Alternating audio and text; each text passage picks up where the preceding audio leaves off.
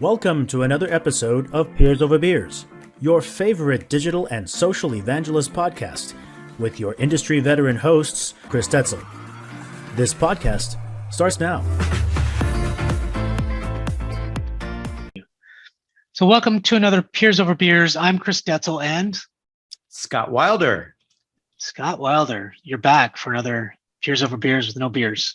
Yeah, I felt a little thirsty, so I thought it was time to come back and enjoy the show. Yeah, I always enjoy having you on the show, Scott. So I appreciate you coming. Anytime. You know, we were talking a little bit about on the pre-show is how to scale and also how to embed yourself into other teams, especially if you're part of the team. So I wanted to get some of your thoughts around that because, you know, I struggle sometimes, believe it or not, just like other community leaders. And so I thought I would throw this out to you. How does that sound? That sounds great. Seatbelt fastened. I'm ready to drive.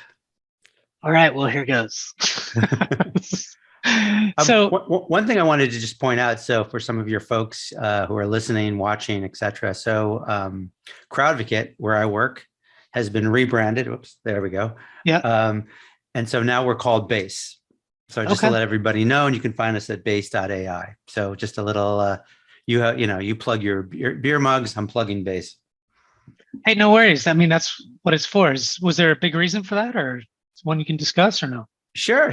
So I think one thing is Base kind of rolls off your tongue more than the word Crowdvickit.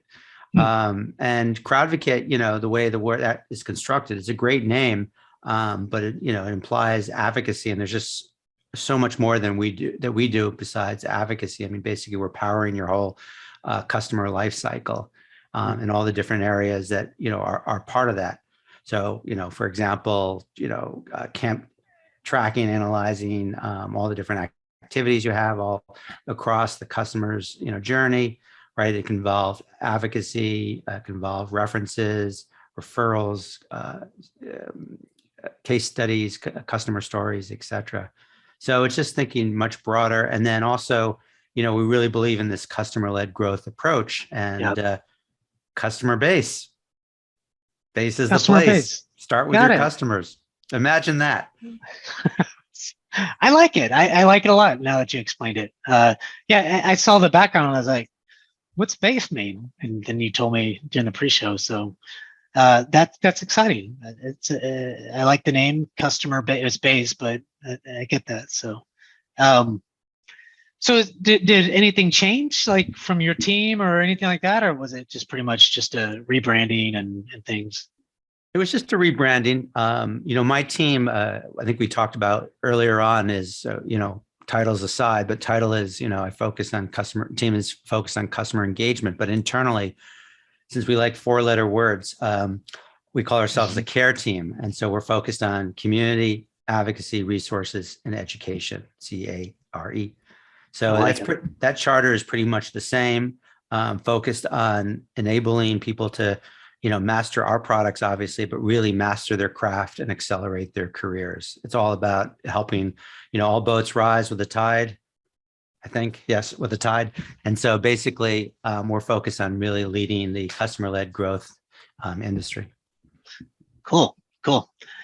That is really cool. Maybe we'll have to get deep into next time, kind of what exactly your team's doing, and because I'm highly interested in that. But we won't do that today. So today, I want to kind of talk about this one-person team. And today, even for me at Reltio, I run the community, I run our Reltio Executive Council, and then I'm starting to kind of think about customer-led growth in a bigger way and an opportunity there. But I also report directly into marketing.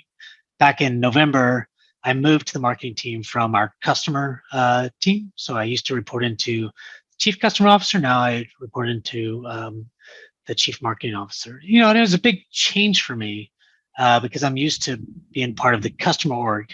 You know what I mean? Yep. And so a big shift for me because now I still think about the customer in big ways and how they and education and things like that, and how they use our products, getting the most out of the products and things like that. But sometimes it doesn't, it doesn't bode well, but marketing is all about the top of the funnel. I mean, that's in general, that's kind of what we're focused in on.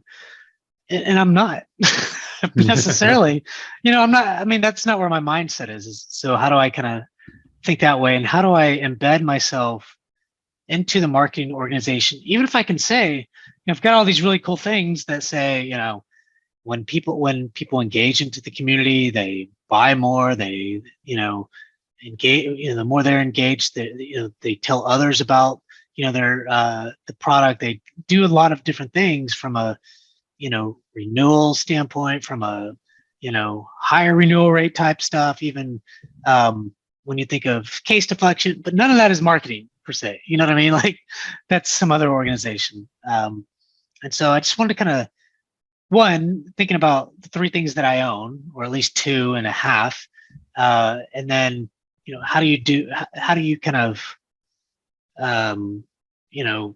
do either stop doing certain things, or how do you do it all as a one person team and maybe help get resources, in different ways when you can't hire.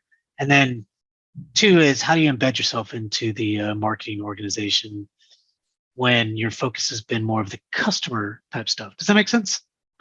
Yeah, it does. So a few thoughts, what you were saying about being in marketing and not focused as much on the top of the funnel, so more and more, and historically, I think we all know that, most of the money goes to the acquisition, top of the funnel, demand gen, but that's changing. Forrester's come out with some really interesting recent, data, come out with some data recently, where historically maybe 20%, 30% of the money went to retention, but we're getting to 50-50. And I think, in these economic times, where people are strapped, et cetera, it's accelerating. So COVID, the economy, all obviously related, but all that's accelerating that companies are putting more and more energy into that upsell, cross-sell awareness. And in doing that, they realize that it's really important to build those relationships with customers, and using a community-led play is really key. So I actually think you're in a really good situation. And you might say that, community is not part of top of the funnel. Now, I forget that if you guys have a closed community or not, but there's so many people. It's open. Okay, open. So there's so many people that I talk to, when they're interested in, say, a HubSpot product, they'll go to the HubSpot, they'll get a free account, they'll go to the HubSpot community, and they'll kind of learn that way about what support they're going to get from others. So there is a really, so I guess the first thing is that more, retention and, customer-led plays are getting more money. And it's two is that I think that a community does have a big opportunity to help top of the funnel, because more and more people are saying, I don't really trust the company, what they say. So they're going to go to G2, they're going to go to Trust Radius, but they're also going to go to the community to see what the issues are there, right? And the savvy people will do a search or two and figure out okay, these are the top issues. How can I deal with it? It's kind of like, when you buy a product on Amazon, I always check the 1 star, 2 stars before the 5 stars, because I want to know the bad before the good, so to speak. Too. So I think, it is a great opportunity. Resources are tighter. And so if I kind of think about that as well, I'm kind of used to that play. I think in my last company, I was spoiled by all the different community moderators we had, et cetera. But when I was at Marketo, we had 100,000 people in the community, and we had one community manager and me. And yes, Liz, who was the community manager, had a lot of superpowers. She's great. She's at Airtable now doing customer marketing, but she was very good at really partnering with the champions, the heavy users, the experts, in building out that community, what basically became the marketing nation. So, we can talk about organization resources, but the step before that is, figuring out how you partner with your customers or the people who are active in the community to help build that community. A term I use a lot is copiloting, with those folks. And they're not all going to say, great things about you, but that's learning opportunities. So I think, Chris, if you're, a one-man show, You've been in the space for a while, so you know how to figure out and identify those champions, but Sure. consider them your external team, and figure out how you can work with them to build out the community. And then you get into, well, what's in it for them, right? And then the intrinsic and extrinsic benefits as well. But certainly at Marketo, incredible Marketing Nation champion group that are still really close. When I was at Intuit, we called them All Stars. That was earlier this century. And then, certainly at HubSpot as well.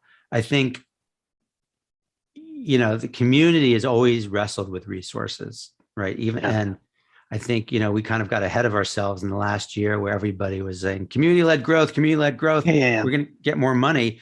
And I think the economy has kind of reminded us that it's still difficult to get those resources. And, That's right. teams are being cut back because of that. And so that leads to the third question you asked is like, so how do you get SHIT done? How do you get things done? And that's where, prioritization is really important, internal alignment. And, we can talk a little bit more about how to work, with your organization. So. That's very well said. I think when you're talking about alignment and internal, kind of, you mentioned prioritization, which I think is key, but it's hard. It's really hard for me to say, well, I got to stop doing this. You know what I mean? So sometimes when you prioritize, what is it that you're trying to accomplish at the end of the day?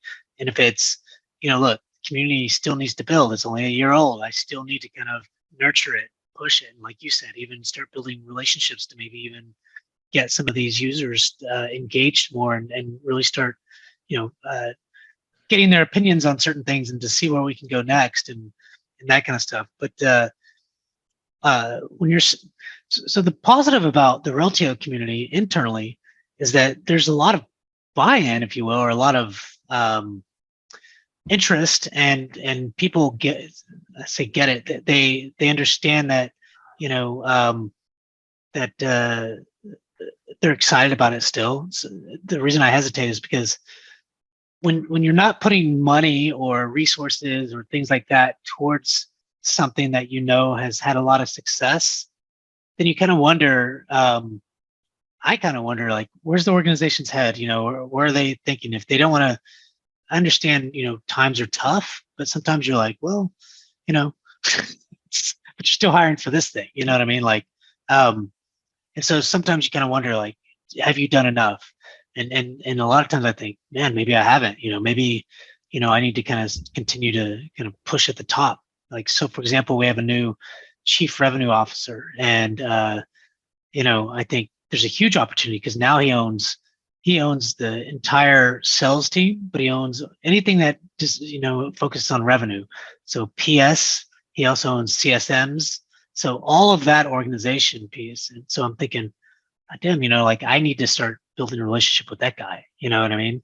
And start trying to, understand kind of where he's coming from and things like that. So I know I derailed it a little bit, but would love to kind of think about.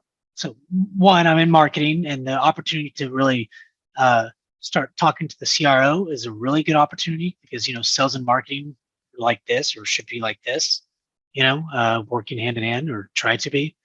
So what are your thoughts around a new CRO coming in and how I can go to him and talk to him about community? Like, what's the opportunity there? He's new. Yeah, I think the first thing is get to know him, obviously, or her. And then two is, and that sounds really simple, but that relationship is going to be important, but find out what's, really what's in it for them. What's their goals? What are they trying to solve for? What are their, I don't know if you have company-wide OKRs, we have that here. And so, I know what's, at the end of the day, what's going to solve it for him. And so, if you can find that out and then figure out how community can support that, if they have a customer success background, right? So they're trying to build those relationships. So one thing is like community helps you scale from one-to-one to one-to-many. Two is enablement is really important to him. But it's really hard for, I'm reading this great new book. Somebody just gave it to me. I met great new book here. Advertisement. Oh, you can't see it. So it's called Enablement Mastery by Eli Cohen, the CEO of Saleshood, who I met yesterday. But in reading that, we talk about enablement's a real challenge. And so, and that's, what a CRO can be focused on, or somebody in the organization. So community can help with that, right? Again, going back to the champions, those are the people who can help, people onboarding, for example. They can provide best practices. So you're really trying to find out what their OKRs are, what their priorities are, and then figure out how community works into that. And then, just say to him, look, I need your support. I mean, I'd be transparent. I need your support. Let's start with one priority first. Yeah. Like onboarding. There's so many things that community can do to help, a customer onboard with a product. At Intuit, for example, we had the luxury of embedding community inside the product. I know, man. It's beautiful. Right. And it's that's one of the holy grails, and it's amazing. And, the 20 years I've been doing this, I've only seen maybe 2 companies really do that. And it's crazy because take TurboTax, for example, very complex, everybody hates taxes. It's complex, but as you go through the workflow, you can talk to an accountant live or asynchronously, who can guide you through the process and through the product. Right. I mean, that's incredibly powerful. It takes a while to get there, but the point being is that if, onboarding, I'm just picking onboarding is, really key for that person, for that CRO, then, you can make the argument about how community can help. A little thing about onboarding here. So he might say, well, wait, how does that tie to revenue? When I was at Adobe, I was put on this cross-functional team to work on the first mile, which was onboarding in the first 30 days. I was like, wow, 30 days, man. I could fly across the world, come back. I mean, that's 30 days to me is a lifetime. Think about it when you're, when I met my wife, if I took 30 days to realize to continue that, I knew right away. So maybe that's how I'm built. So, so we changed that to what we did is said, within the first 24 hours, we would know if a customer was going to stick with us and what that value would be of the customer. And so, if you can incorporate community into that onboarding play and tell the CRO that this is going to have a revenue impact, and maybe you can model that out depending on your resources, then that person's probably, the CRO is going to be in. He's like, oh, yeah, okay, you made that case. But you have to get aligned with him in that. And then, alignment is the new strategy. It's really difficult. I can talk a little bit about organization alignment with other parts of the company, but yeah, I'll stop there. So I think that's really important. Find out what makes him tick, what's going to make him happy. I guess that's the answer for all of them. Yeah. It's that's kind of the formula for each and every one, right? Each leader. I like the idea of just kind of going back to TurboTax, and that's the example I show. I even do a little demo about not how community is embedded directly into TurboTax, and how you can go in there and ask a question inside of TurboTax. Now, they do have a community that you can go to community.turbotax or whatever it is, but you could ask a question, and then boom, it posts it to the community. You get an email directly, right? And the email says, hey, you posted the community, and then when you get an answer, you get an email saying you got an answer. And then, and generally it's one of the users that answered it, or somebody that's getting a bunch of points or whatever, because you see it. I've seen it, it says so-and-so is an expert or whatever the title is, and then they answered it, right? I was like, dude, it only took an hour in that case, right? Yeah. I was like, it's not just that it's embedded in the product, it's also embedded into the users, that they actually answer the questions extremely fast, because they're rewarded and recognized. I don't know the whole program, but it was pretty awesome because I showed it, and I still show the demo to the VP of our product teams, and even anybody that listens, I shoot that over. And I even made the we did this, not to get completely off, but we did this hackathon last year, and I worked with our person that runs UX and design within the product, because one of the things that he wanted to do was kind of this self-help chat bot type thing. And I said, perfect. I said, you and I should work together because I think community could be a big part of that. And so we put together this whole deck, and we spent literally hours on this deck and made it kind of really look really good and everything. He's a designer, so he made it really look good and all this stuff animated. We couldn't do a demo because we didn't have a developer to do it, but he still made it look pretty cool just inside the presentation. And at the end of the day, we came out with an outcome of, we could save, from a self-help or from a support standpoint, we could save $3 million within 3 years of just answering those quick hit questions. We didn't get picked. We got looked up and nothing. And I'm like, because it's a hackathon was a developer thing, but it was a nice way to, one, create this really cool PowerPoint that shows what you can do, because now I can take it to different people in the org and show, the value of what a community can bring, right? And so, although I thought that was really cool because I've been trying to push for product, because that is the holy grail, is pushing community into the product directly. For some reason, it's very hard because they have other priorities. They want to build this feature in the product. Self-help is like, but we got other shit to do. So, you know what I mean? Yeah, no, I hear you. It's definitely, I'm surprised more companies don't focus on that, because, they keep pushing features, but 80% of those features are not going to be used. Right. And so why not have the community help with the discoverability of those features, for example? But, somebody higher on the food chain than us will figure that out. But design is really important. And, I was talking to Bill Johnson, who's definitely a thought leader in this space, and he's got a background in design. I think, design gets, last time we talked, I said, integrating your employees into the community process is not something that people focus on enough. And so this week, I'll talk about how the whole design aspect and really putting a lot of energy into design. And at Intuit, we used this initiative, and you can Google it, called Design for Delight, which were really small teams, even before growth squads, small teams that focused on the design aspect. But it wasn't just kind of what you see design. It was really, again, partnering with customers to figure out how to really improve the UX experience. And it's outdated. I have a great slide somewhere of when I worked on the Intuit site. I show in my 10 years there, all the different homepages we have, all the research we got from focus groups and usability studies on them. And then we made the changes that we learned from customer interactions, the improvement overall. So we quantify that.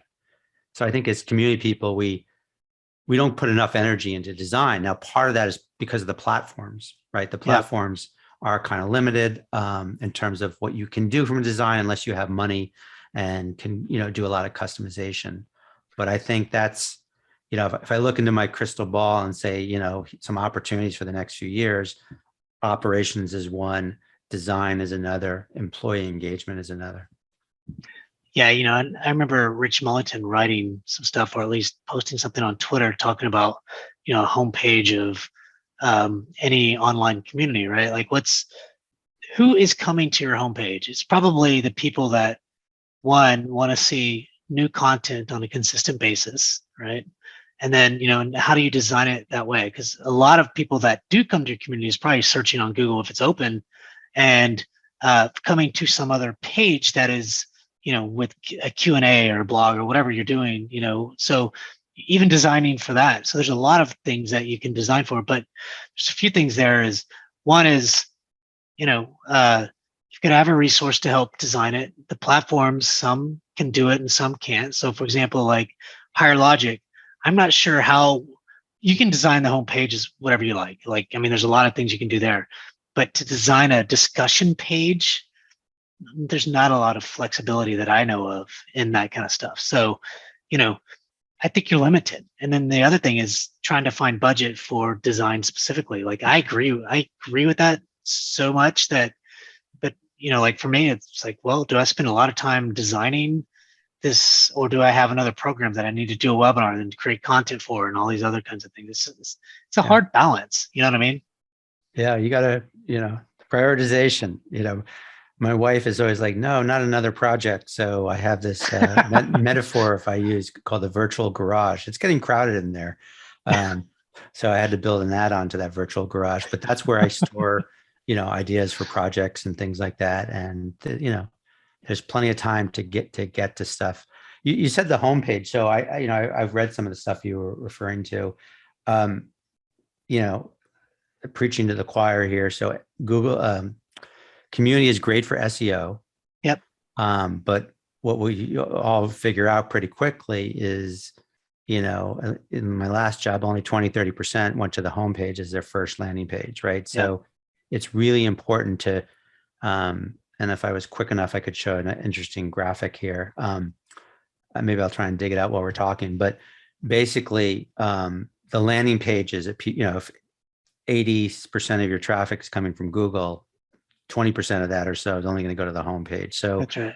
Really pushing the envelope on design and that initial experience on those category pages or even those discussion pages. And, that's another thing that doesn't get talked about enough. I agree. I think that we spent so much time, and I'm not saying I don't, I have to, thinking about what that homepage looks like. And yes, today, since we're only a little over a year old, a lot of our, a big percentage of our traffic comes directly from the main page, but that's slowly but surely going like this, right? Like homepage at first is kind of the main because people are coming from it from reltio.com or docs.reltio.com, some referral traffic. Then now you're starting to see a shift.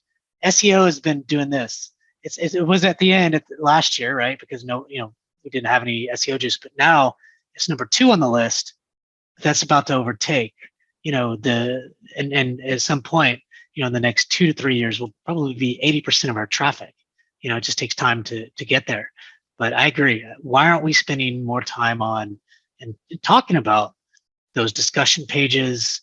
Even like you said, sub pages that people are coming to, and those content pages that if you have an open community, people are finding through Google, right? And so here, can I show? I don't know if I can share my screen. You can. This will be a new play for you here because I don't know people sharing their screens. Can you see my screen? Yep. Okay. So this was a slide that I presented at our Obsession conference. So last week we had several hundred people, 300-400 people at our Obsession conference in San Francisco, focused on customer-led growth. And I gave a presentation about using traditional kind of growth tactics, growth marketing, growth product marketing, and building community. And I showed this slide here that actually has some actual data from one of the companies I worked at. And you can see from, if 80% of your traffic comes from Google, right, only 25% went to the homepage. Yep. Right. And so, which is still significant. So it's not that it's, hey, you shouldn't spend any time on it, but correct. How much time versus the discussion pages, and how many companies have actually spent time on the discussion pages? Some I've seen, but not a lot. I mean, yeah, but these are usually templates.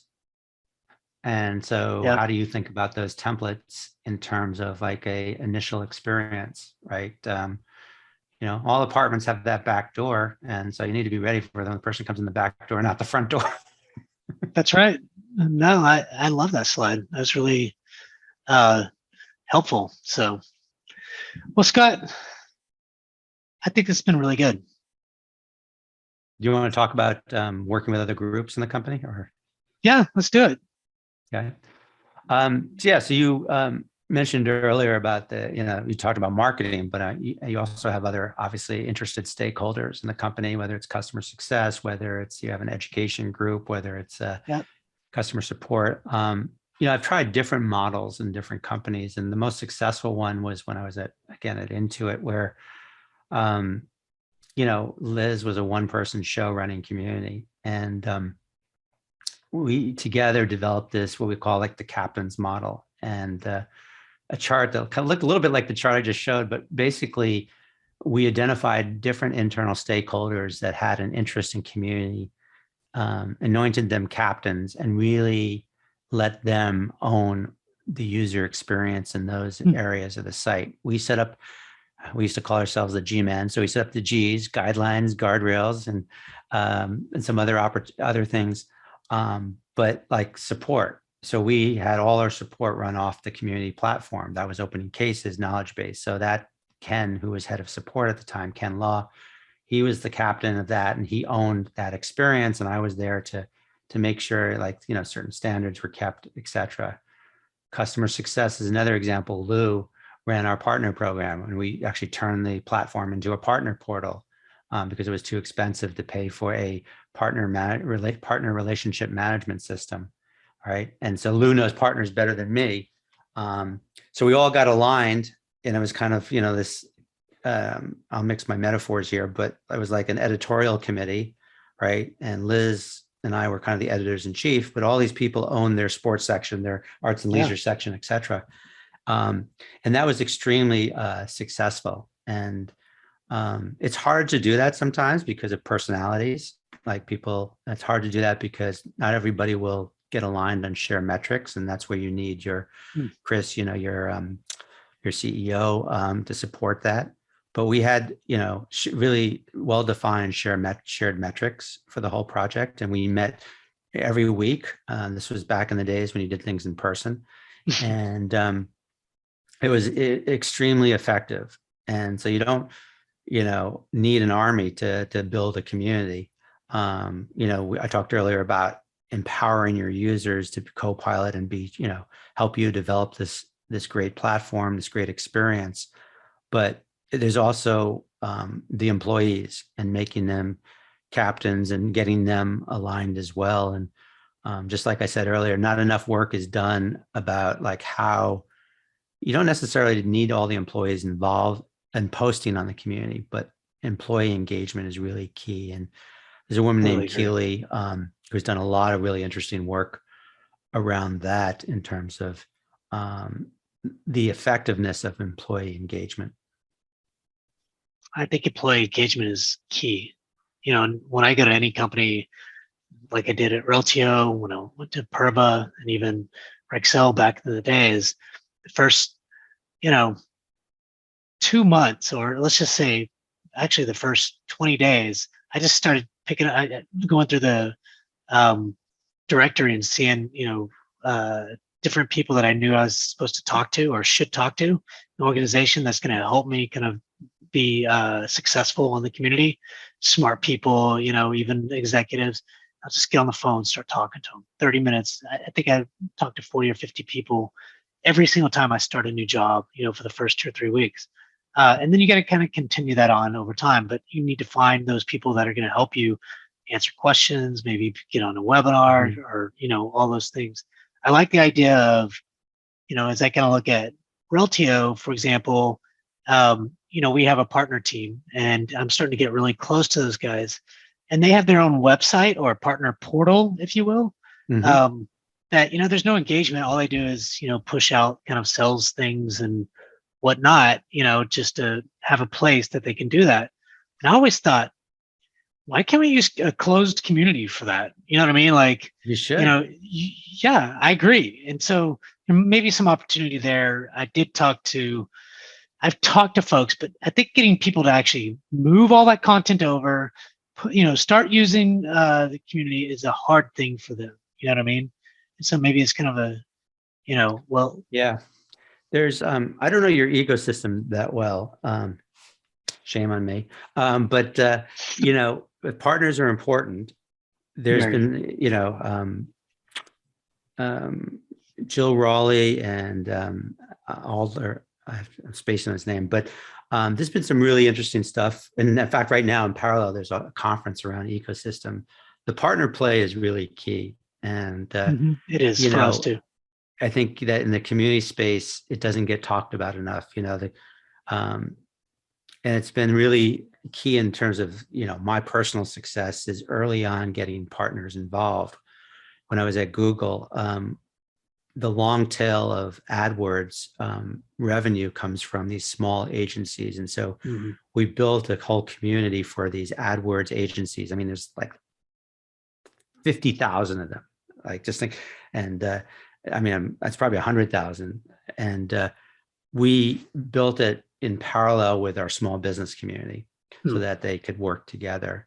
And so I just think the partner ecosystem is not thought about enough from us, people like us. And so for me, it's our community has partners in there. So whenever, one of the things that seems to drive a lot of our engagement and discussions is the community shows that I've built. So every week I try to have a community show around either a product, maybe some thought leadership and things like that, or new releases, and that does help drive. So we both have partners, customers, sometimes prospects, and of course employees get onto those. And I think that we can do more with our partners. In my mind, we could have that whole partner portal be on the community in just a space for them. You know what I mean? Look, partners, people think, well, partners are always kind of going, if it's Deloitte or Cognizant or whatever, they're always kind of going in, well, sort of, but they still want to know best practices, how to sell, how to, implement, and those things. We use partners for both selling and implementation, if that makes sense. So I think there's a huge opportunity to do even more and have that team own it, I totally agree. And like I said, at HubSpot, at Marketo, we actually had the partner portal on what was at the time, the Jive community platform. Yeah. And extremely, and you can do everything. We had different tiers of partners. So obviously, you can give access to certain people, whether they're gold, silver, or bronze, or type of partners. So I think these community platforms are well suited for that. I think a lot of times the question comes up about content management, because you talked about your team pushing content, but there are things you can do on these platforms as well. I think it's so I'm a big believer. It's great to hear that you're doing that. I'm doing some of it, but again, it's more than a one-person job, right? And so you just got to prioritize and see what's going to give you the most bang for your buck, but also kind of the most value to the organization at the end of the day. And it's a hard balance to me, sometimes. Yeah. So, well, Scott, this has been good, man. This time I know you got to get going, but thanks again for coming on Peers Over Beers. I'm Chris Detzel and Scott Wilder. Thanks for coming, man. Thank you very much. Always a great conversation. I'm here if you need anything, whether it's you or anybody out there. All right.